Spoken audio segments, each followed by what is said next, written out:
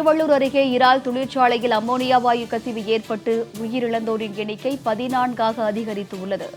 அது தொடர்பான அண்மை செய்தியை தற்போது பார்த்து வருகிறோம். இது தொடர்பான கூடுதல் விவரங்களை செய்தியாளர் ஜெயிலானி வழங்க கேட்கலாம். வணக்கம் ஜெயிலானி, முழு விவரங்கள் என்ன?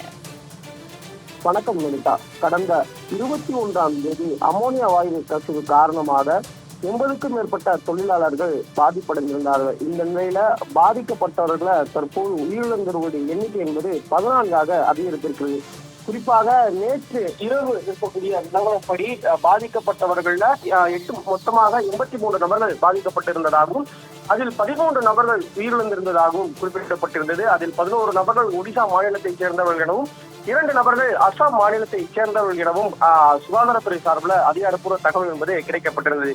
இந்த நிலையில மேலும் ராஜீவ்காந்தி மருத்துவமனையில தீவிர சிகிச்சை பிரிவுல சிகிச்சை பெற்று வந்த ஜார்க்கண்ட் மாநிலத்தைச் சேர்ந்த 29 வயதான பிரீத்தி தேவி என்ற ஒரு இளம்பெண் உயிரிழந்திருப்பதாக தற்போது அண்மை தகவல் என்பது கிடைத்திருக்கிறது. குறிப்பாக தற்போது வரை 40க்கும் மேற்பட்டவர்கள் சென்னை மற்றும் திருவள்ளூர் ஆகிய 4 மருத்துவமனைகள்ல சிகிச்சை பெற்று வருகிறார்கள்.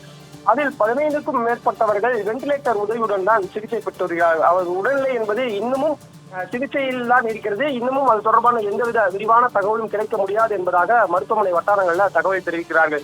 இந்த நிலையில தான் தற்போது ராஜீவ்காந்தி மருத்துவமனையில சிகிச்சை பெற்று வந்த மேலும் ஒரு பெண் உயிரிழந்திருக்கிறார்கள்.